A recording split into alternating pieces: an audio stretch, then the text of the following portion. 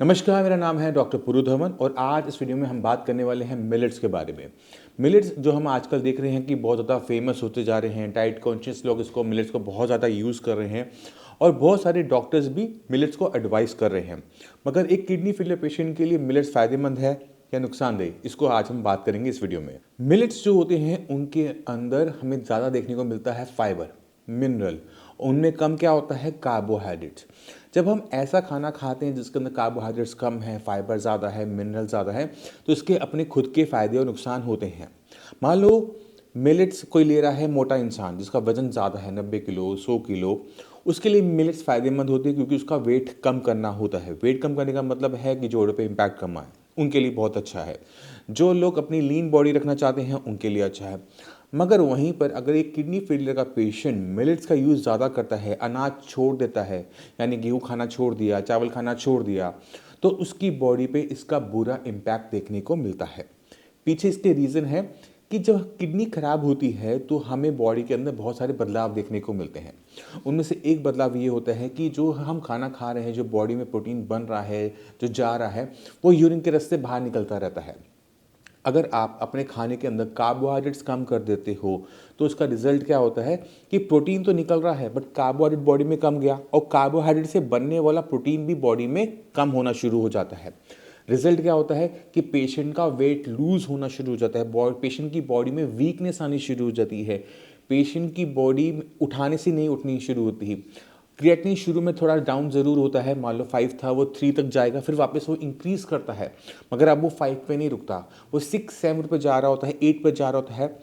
क्यों? क्योंकि बॉडी में वीकनेस बहुत ज़्यादा जनरेट हो रही होती है क्योंकि हम अपने पेट को मिलेट से भर रहे होते हैं।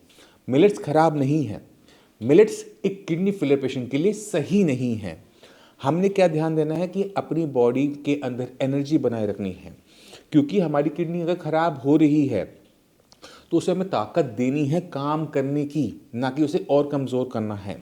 तो आप अपने शरीर को देखकर आइडिया लगा सकते हो कि आपकी किडनी कमज़ोर हो रही है या फिर वो स्ट्रांग हो रही है।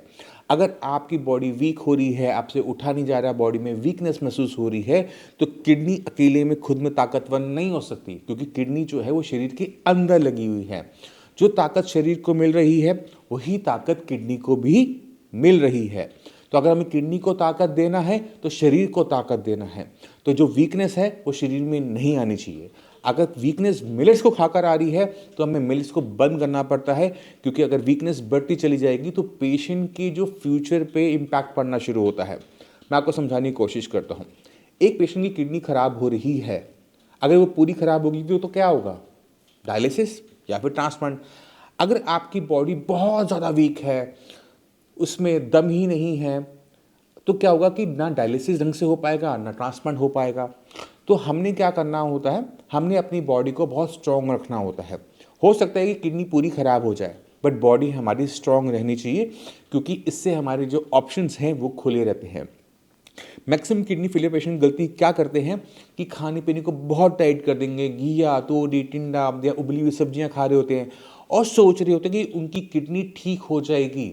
मगर घिया, तोड़ी, टिंडा, मिलेट्स वाली डाइट खाते खाते उनकी जो बॉडी है वो और वीक होनी शुरू होती है, और जैसी बॉडी वीक हुई किडनी अपने आप वीक होनी शुरू हो गई, क्योंकि कारण मैं आपको बता चुका हूँ। जो खाना आप अपने शरीर के लिए खा रहे हो वही खाना आपकी किडनी को मिलने वाला है। अलग से किडनी के पास खाने की सप्लाई नहीं होती। तो अगर आपकी बॉडी स्ट्रांग है तो किडनी भी स्ट्रांग है। तो हमने क्या करना है, अपनी बॉडी के वेट को संभाल के रखना है, उसे गिरने नहीं देना। हमने शरीर के अंदर ताकत डालनी है कि शरीर में मजबूती आए, जिससे हमारी किडनी को मजबूती मिले, किडनी अच्छा काम करे, किडनी को बाहर निकाले, जीएफआर बढ़े, किडनी डाउन हो। ये तभी होगा जब आप प्रॉपर तरीके से खाना खाओगे। एक किडनी फेलियर पेशेंट को मिलेट से ज़्यादा ध्यान देना चाहिए सब्जियों के ऊपर, क्योंकि सब्जी आप खा रहे हो, आप थोड़ी सी ज़्यादा खा लो, मगर साथ में आपने अनाज खाना है। अनाज बंद नहीं करना, गेहूं चावल बंद नहीं करना है।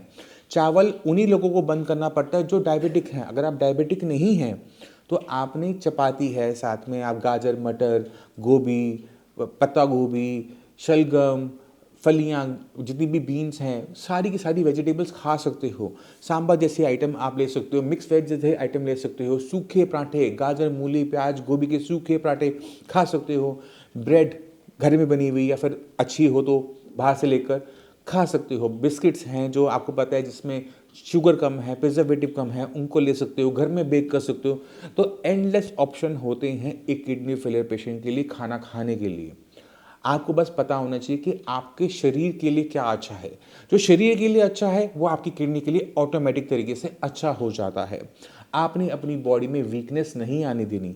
ऐसा कोई भी डाइट को फॉलो नहीं करना जहाँ पर आपको कीमत चुकानी पड़े, क्योंकि किडनी फेलियर पेशेंट में अगर एक बार वीकनेस आ गई तो उसे रिकवर करना बहुत मुश्किल हो जाता है। बॉडी में स्वेलिंग आनी शुरू हो जाती है, बीपी बढ़ना शुरू हो जाता है, फ्लूइड की एक्यूमुलेशन हो रही है। तो बहुत सारी चीज़ें एक साथ ऐसी होंगी जिसको डॉक्टर के लिए संभालना भी मुश्किल हो जाता है। तो जो ये वीडियो देख रहे हैं मैं उनसे उम्मीद करता हूँ कि वो काफ़ी कुछ समझ गए होंगे। फिर भी माइंड में लगे ना कोई डाउट है, कुछ पूछना चाहते हो, मोस्ट वेलकम है।